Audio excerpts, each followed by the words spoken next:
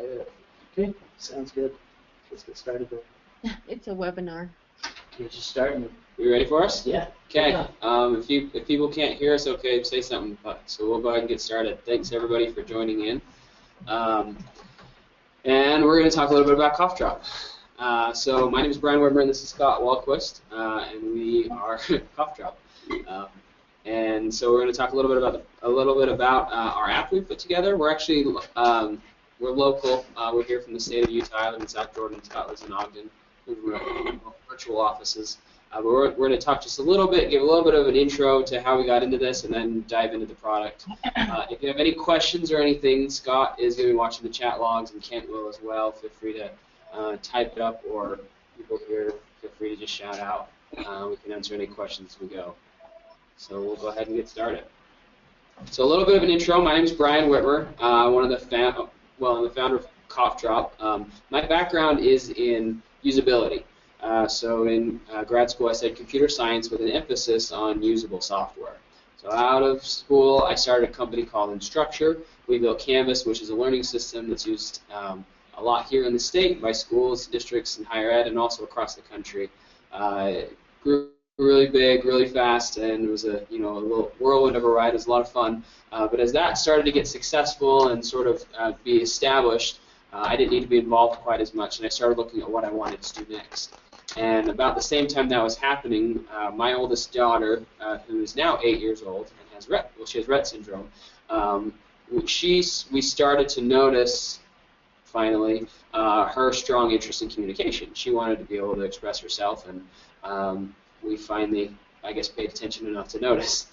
So we started digging in to see what kind of apps were out there, what kind of devices were available. She has poor motor control. She's nonverbal. And so we knew that AAC was going to be an important part of her communication strategy. And as I started looking at all the apps and devices and things that are out there, I felt like there wasn't a good usability focus from a lot of these systems. I can see how we've gotten here and sort of the history that got us to this point, but I felt like there was a lot of opportunities to really push the needle and try to build something that was more approachable, not just for the communicator, but for all the supporters around that communicator. So I started talking to speech paths and OTs and AT specialists around the country, and worked with about 30 of them, and together we sort of built what has become CoughDrop. So that's how I got involved in this. I'll let Scott talk for himself. Yeah, so I actually come to it as a parent also. I have a son who's 11 years old. He's nonverbal autistic. And several years ago, I live up in Ogden in the school district, Weaver County School District, had an iPad initiative where we were able to be granted one of the iPads. But at the time, AAC on the iPads were still fairly new, and so they just said go out and find what you can find. And so we found one called Proloquo. We found it a little bit overwhelming as a parent, and there were some issues that we had with it, but we were able to work around with it and used it for a few years. We put all of his foods and all of his relatives and all of his boards and things, got it all put together. And then last year when we were using it, he's pretty rough on his iPad, and he broke his iPad. And we didn't know about uploading it to anything, or we didn't know about any of that, so we lost it all. We lost all of his pictures, his boards, and everything. And he was very frustrated, and I was very frustrated. And so, because of my background, I've been working in technology for several years and working for a cloud provider itself. I thought, why is this not in the cloud? Why is it not automatically back up into the cloud? How come I can't just grab my phone or my wife's Windows tablet and still have the exact same boards that I have here on my iPad? And so I started to look and see what else was out there. And that's where we found CoughDrop, started to use it, we liked it so much that I'm now part of the company. So that's my story. So that's us. I feel like we have to emphasize, we are not speech therapists, we are not OTs. We have some, some good perspective from the parent side, but we work very closely all the time with speech therapists, occupational therapists, and AT specialists to make sure that what we're building is not just something that we like, but something that is research-based and can benefit people with a diverse range of needs. So that's sort of the central to how we set up the company. We did it on purpose that way. So anyway, we can jump in. So as we've been talking to speech paths and OTs around the country, bunch of frustrations and concerns and things that we've heard about AAC, and we can kind of zoom through these. A lot of the frustrations that we heard that sort of drove what has become CoughDrop have to do with the struggle to get engagement or participation from the support team around the communicator. At the end of the day, if we can get mom and dad or the support staff, teacher, the therapist, whoever's working with the communicator across multiple contexts, if we can get them all on the same page and engaged, that's probably a better indicator of success than which AAC app or device we pick. So we said, well, all right, is there any way technology can help with that problem? Because we heard it over and over again. Everybody said, yeah, maybe some new feature would be cool, but what we really need is to figure out how to get everybody on board and informed and empowered. So we looked and we said, is there any way technology can help with that? And that's driven a lot of what has made CoughDrop different than a lot of the other apps out there, and we'll talk about some of that. The other frustration just has to do with how stuck everything is on the device itself. You build a vocabulary or you expand on the templates that come with the app, and then if you want to learn the changes that are there, you have to take the device away or sit behind somebody's shoulder and watch so you can sort of pick up what's going on in vocabulary. And if you want to see what usage has been happening, you have to take the device away. And if you want to program any changes, you have to take the device away to make those changes. And that can be really frustrating, especially when so much of the technology we use today is cloud-based and gives us a lot of opportunities to move past that. So those are sort of the big frustrations that have driven a lot of what we've done with CoughDrop. Any questions so far? So some of the other things that we've seen is a lot of school districts have iPads, but the parents themselves may not be able to afford an iPad. So they're learning how to use these boards and communicate at school, but don't have anything at home. And that's a little bit frustrating to be able to say, go ahead and communicate while you're at school, but at home, sorry, you're out of luck.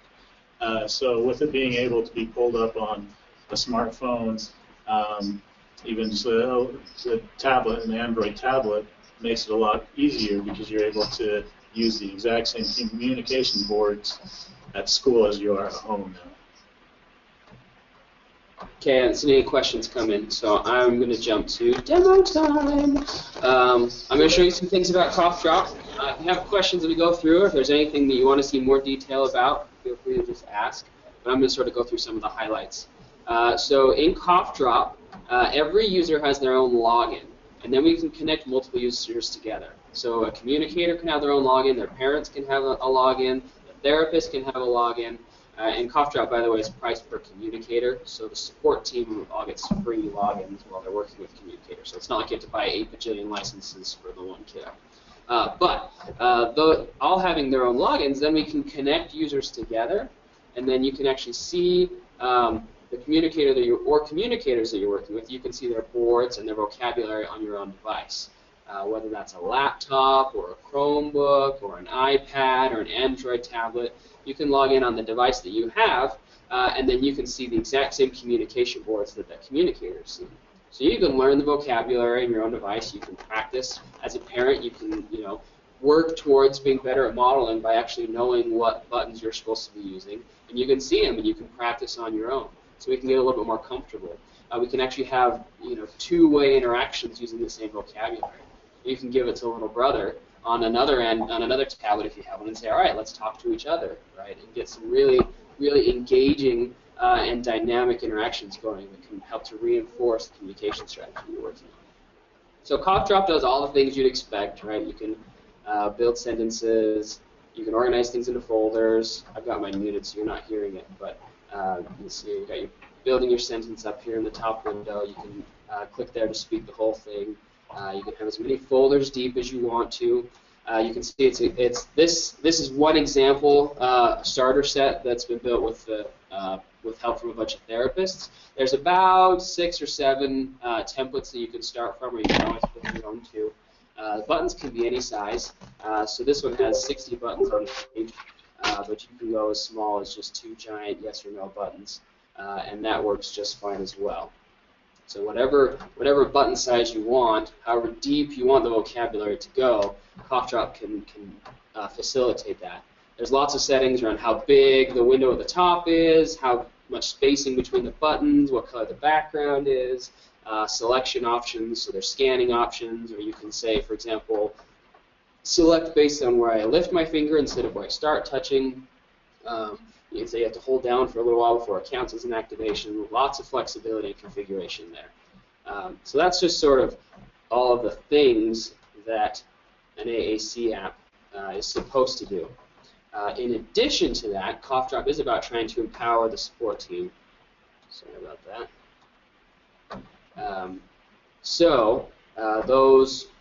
The access to these boards and vocabularies, like I said, is available across devices. Everything is automatically backed up as changes are made. But you don't have to have an internet connection all the time. So if you lose internet connection, or if you just are only connecting once a week or every couple of weeks, that's fine. CoughDrop just won't sync those any changes that have been made by someone else until you connect to the internet again. But it'll work just fine offline. Everything works offline on whatever device you've got. Every user, like I said, has their own login, so we can create our own boards, and we can also start to track usage of what is going on with communication over time. So logging is off by default, but if you turn on logging, then as those logs come in, CoughDrop starts to build reports on what is a typical session looking like, how frequently are we communicating, what are the words that we're using, and you can always just put together a quick word cloud and see visually what kind of vocabulary are we using the most. CoughDrop also has reports for things like parts of speech, so you can see what types of words you're getting. So if you're just getting mostly nouns, then that can be a good goal to work towards. You can see by time of day, so you can see how much it's being used at different points in the day to get an idea of, for example, for this communicator, it looks like weekends are kind of a bust. And maybe we can talk to the parents, or maybe we can message everybody and say, look, don't forget, this is our strategy. Everybody, let's work towards trying to be consistent across different environments. It doesn't have to be about tattling and saying, I don't think you're actually using it. It can be, let's work together so that we can remember when we're consistent across multiple environments. That's going to be a stronger reinforcement. So let's look for opportunities to do that. As a parent, that was pretty important to me back with the word cloud that he pulled up, because I didn't understand exactly how much my son was able to communicate. I thought he used it just for foods at one time, just to select, I want goldfish crackers, or I want Cheerios, because that's basically his entire, that's all he eats all day long. But it wasn't until I started to see the word clouds that I thought, you know what, he actually understands a whole lot more than he's letting on at home. And so I was able to actually say, all right, this little turkey, he knows a lot. Let's start working with him a lot more at home and expand his vocabulary. So as educators start to work with the parents, and they have their IEPs with them, or they have parent-teacher conferences and things, that's a great tool to be able to show, look, your child actually does understand a lot more than you think that they do. And that actually brings the parents on board a lot more, because a lot of the things that we hear is the parents say, well, they can use the communication device at home or at school, but they don't need it at home because they know how to push me around, or they know their routine. Well, once again, you're saying you can communicate at home or at school, but at home you don't need to. And that's just baloney, basically. Yeah, at the end of the day, I think there's a lot of opportunities that get missed just because we're all so busy, and we're all so pretty much overwhelmed. And so, when the parents say, "Oh, what's going on at school?" and the teacher says, "Well, I sent home a paper every day with a summary. That should be enough, but that doesn't really give them a good idea." And the teacher says, "I have no idea what's going on at home." The therapist says, "How much communication you guys working on at home?" And they say, "Well, we try to use it, but it's not clear what that really means." Once we have data, then we don't have to suspect and blame each other anymore. We can just say, all right, well, this is where we're at, so let's see what we can do about it. and it's easier to have a frank conversation without hurt feelings and without sort of those awkward discussions that sometimes happen. Plus, like Scott was saying, it's just nice to be able to know what's going on, what's working, because sometimes we just don't know.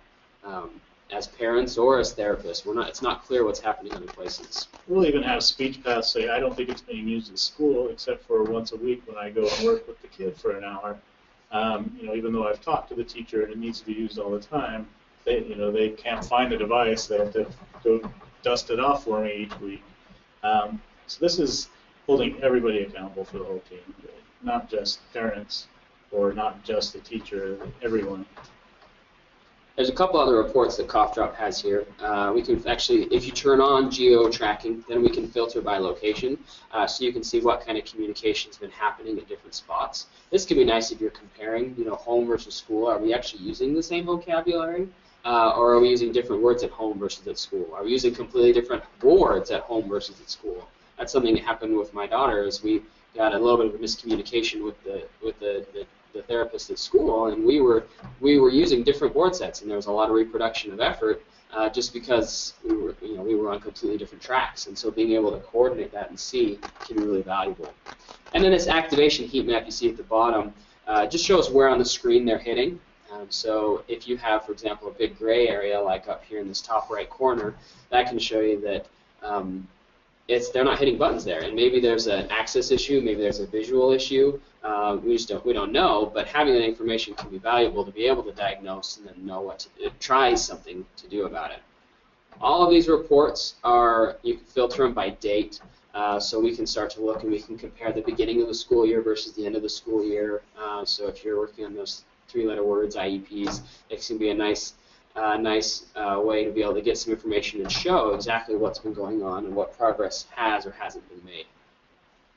And you can also always drill into the actual detailed reports and see exactly what's been going on session by session. And there's a messaging piece to it as well. So you can send a message to the whole team and say, hey, everybody, don't forget this is what we're working on. And then everybody has access to the same information. Everybody gets that notification on their phone or on their tablet or whatever. And we can all be on the same page and hopefully have the same strategy.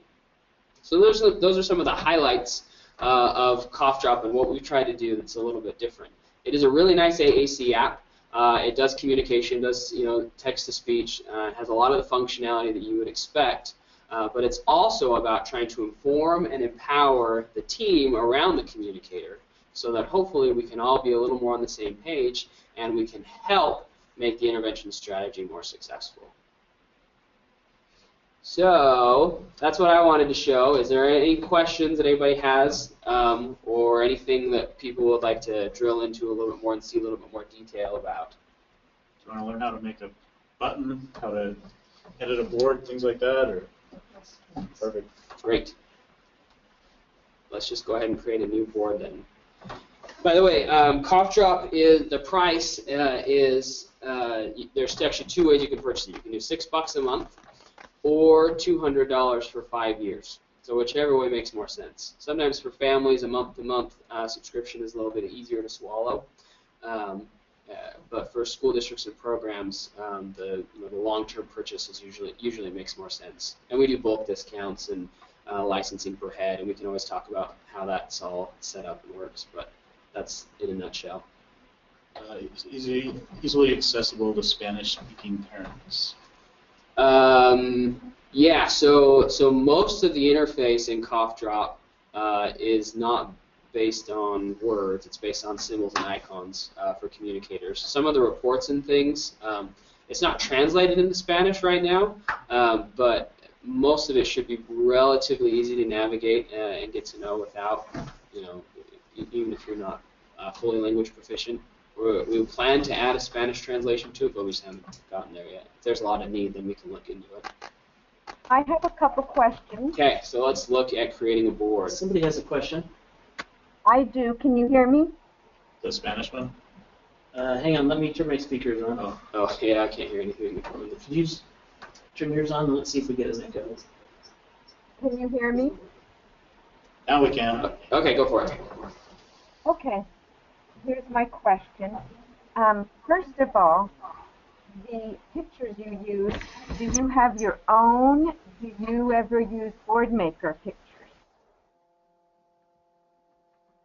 If people couldn't hear, what symbols are they, or what is it? Board maker symbols, or what are those pictures? It's actually an open license symbol set. It's a couple different symbol sets that are put together. The biggest one is called AAC. It was written by a guy in, I think, Argentina. So they're totally free, which is nice for everybody. If you have a license to another symbol set like Symbol Sticks or PCS or whatever, you're welcome to use those. It's really easy to upload your own pictures, record your own sounds, and things like that. So that shouldn't be an issue at all. But the ones that are included are this free open symbol set. Scott, for example, when he's out on the road, he just will take a picture with his device and add it to a button, while he's out with his kid. From my phone, straight from my phone.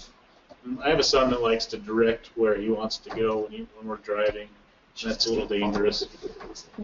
So once we find a certain place that he likes, I take a picture of it right then and add it to his board, and it syncs to his device as soon as his device is near Wi-Fi again. Okay, there was a follow-up question. I wanted to know, you had mentioned in a previous training about being able to copy boards you'd already made and then put them into this program.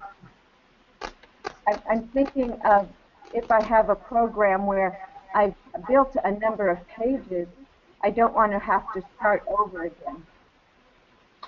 So the question was, if you've built a bunch of boards inside of another system, is there a way to get them into CoughDrop?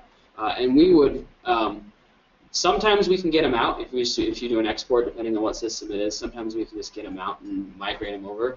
But if we can't, we'd be happy to work with you on that. If you want to take screenshots of the boards and we can, take some time ourselves and sort of put that together inside of CoughDrop, we'd be happy to help make that happen. Like I said, we're local, and we kind of want to make it work for you all. So we're happy to do that sort of thing. Okay, thank you. Any other questions? The one on the Spanish, did you answer that? Uh-huh. Okay.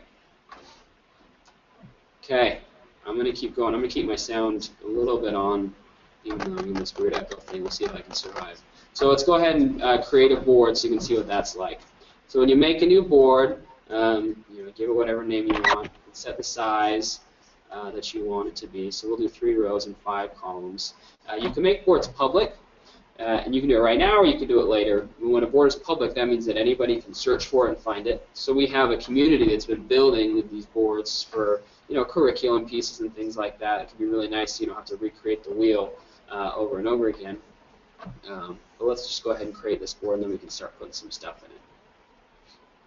So now we've got a blank board. You can see the buttons will stretch to fill whatever space we've got. Let's go ahead and put some very simple words in here.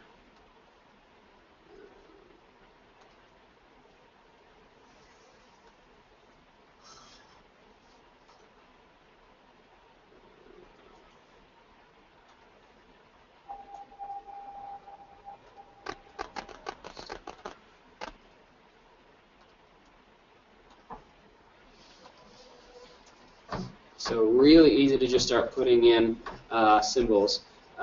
If you don't like the way they're colored, you can always color them however you want.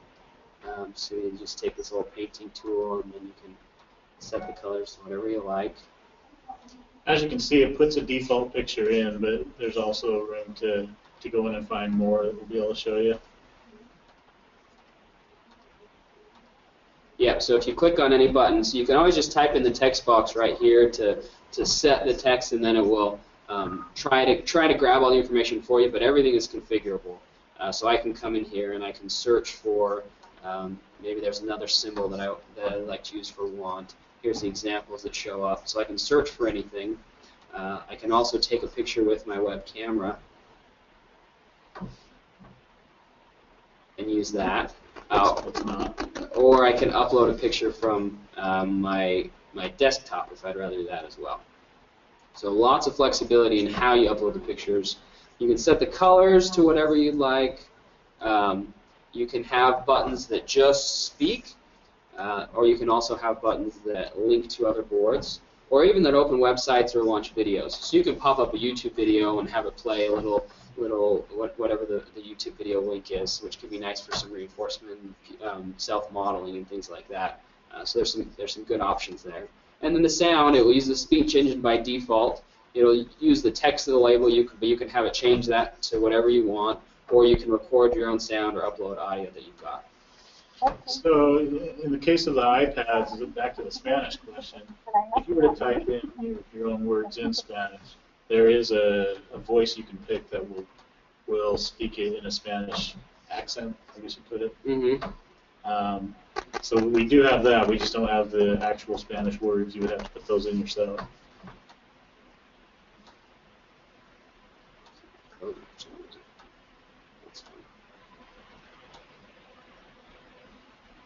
And then you can also, I'm going to reload this actually. As you're creating boards, let's say for example you want to do a noun board that had a bunch of, say for example a school board that has a bunch of different symbols on it.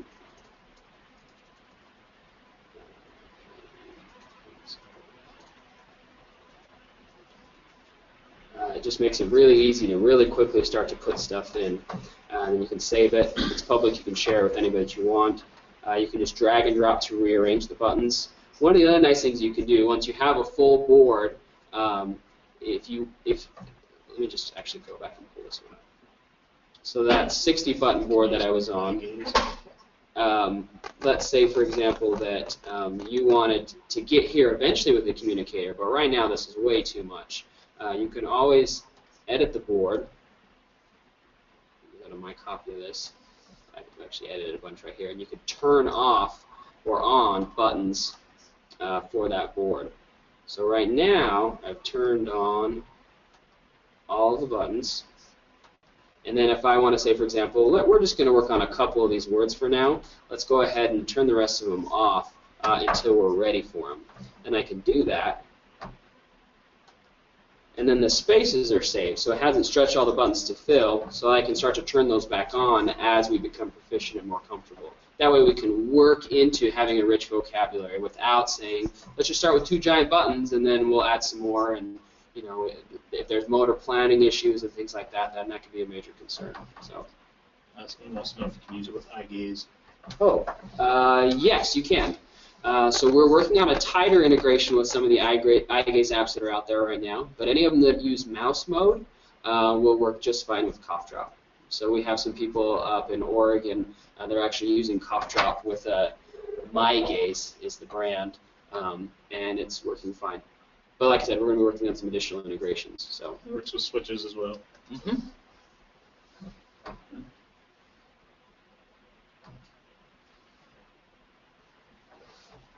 Any other questions from anybody right now? We'll let you copy and paste it. Oh, that's a good idea. So the other thing you can do, let's say, I'm going to turn this back on. Let's say that you have a button that you want to say something like Oreos, right? And maybe you can't find a good picture for Oreos inside a CoughDrop. So you can always go out to Google image search or whatever image tool you've got, and if you find a good picture, you can just copy the image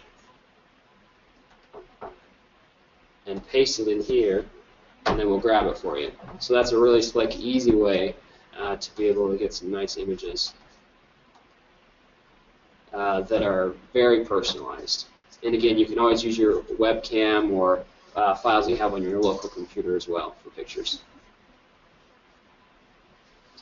So we have a lot of teachers that want a little bit more inclusion with their AAC users with the rest of the class. So if they have whiteboards and things, they'll actually, or not whiteboards, but smartboards. If they have a smartboard, a lot of times they'll say, next week we're talking about the weather, and so they'll make a board that says cloudy, sunny, rainy, all of that, and they'll actually put it up on the smartboard. Then a lot of the kids that are verbal, they enjoy actually going up and in doing it, and it helps include those that have their own AAC device, because then it kind of becomes a cool thing for them. There was a group that put together sort of an intros for it too. So they took all the kids in the class and they asked them what their favorite, what their favorite treat was, and what their favorite color was, and then they programmed that all into a set of boards and stuck it up on the smart board. And then every kid could go up and say, "Hi, my name is Johnny. My favorite food is this. My favorite color is this." And so everyone again got the chance to interact, which can be fun for kids that are using AAC to be able to see, oh, this is something that everybody can have a good time with and can be used for communication for anybody. So there's some great opportunities that show up because CoughDrop is in the cloud and it'll run on any devices.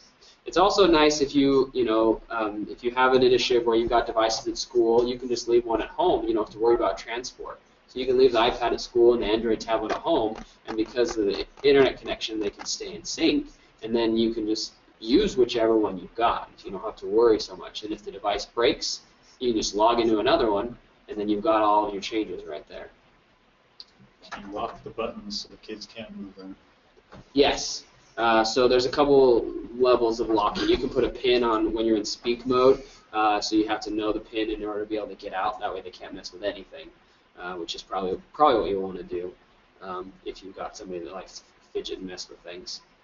You can also, if you have like parents that don't want to make any changes, or grandparents or something, you can make a supervisor so that they can still model with the child, but so that they can't make any changes. You can give them different levels of supervisor powers, I guess. So if you want to try this out, there's a free 2-month trial. Anybody can use it for free for 2 months, sort of an eval period. You just go to mycoughdrop.com, and that's where you sign up. It's in the app stores too, so you can install it, but you'll do the sign up on the website.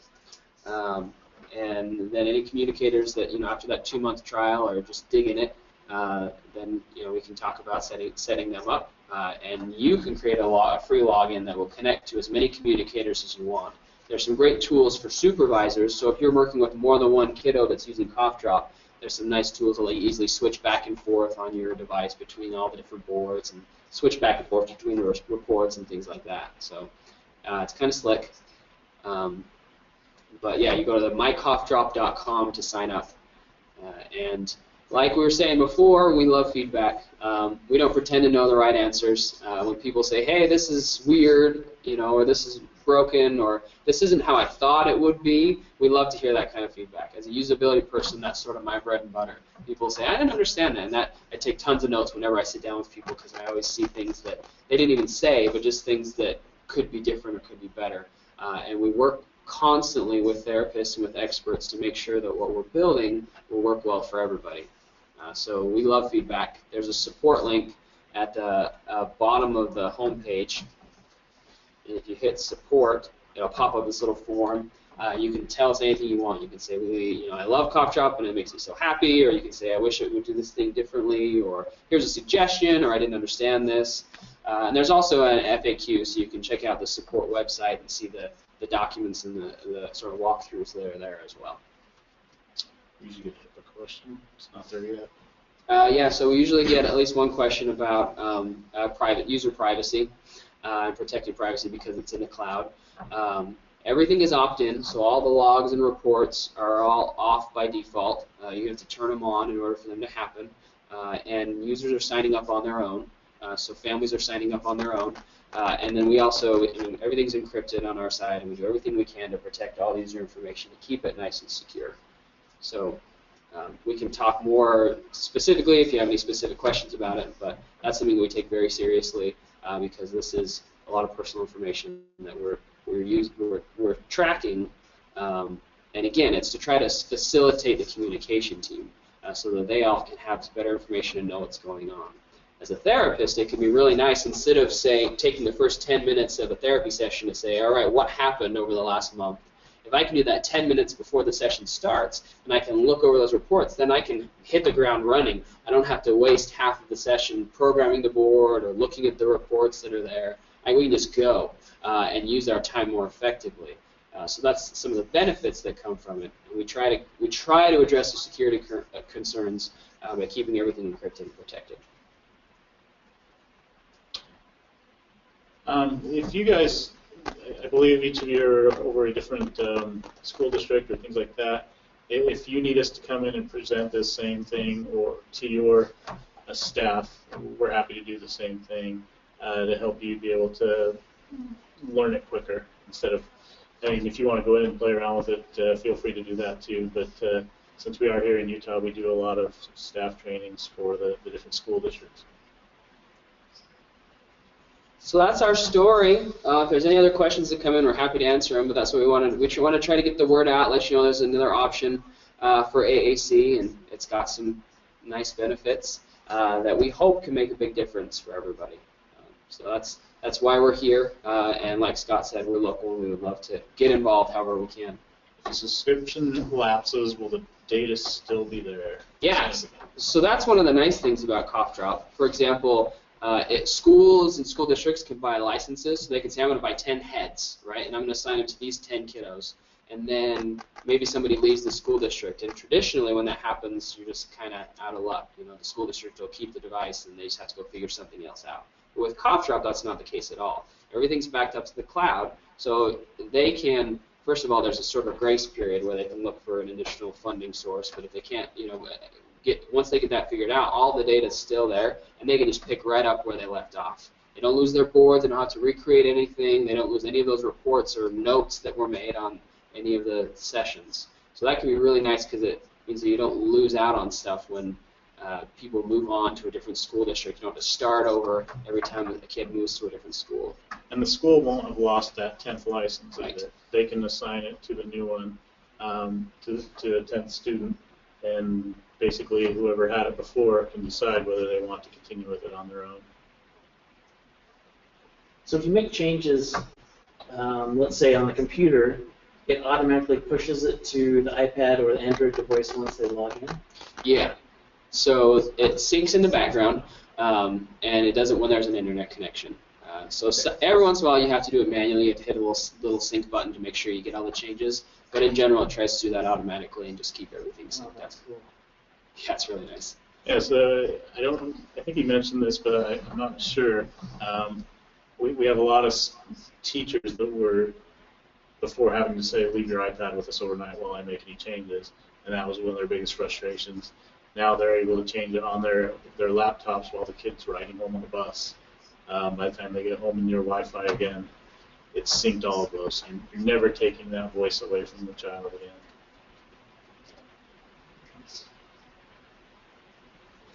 Well, thanks again, everybody, for listening to us. We'll stall for another minute in case any more questions sneak their way in. I appreciate everybody's time. And if you have any other questions or want to hear more, you can feel free to reach out to us. Our email is brian@mycoughdrop.com, Brian with an I. That's probably the easiest way. Feel free to reach out to me.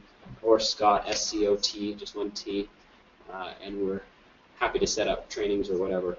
I only have one T in my name because my parents were educators and they couldn't afford both. So it's just Scott with one T at mycoughdrop.com.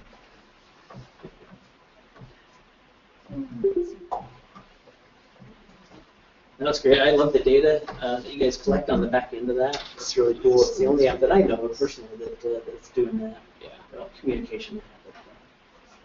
Great. Yeah, thanks. I think that's it. Yeah, that might be it. Okay. Thanks again, everybody. So,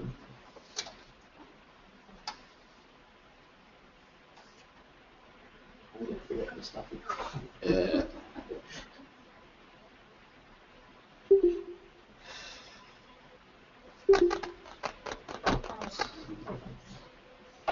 still seeing me. Wait for it.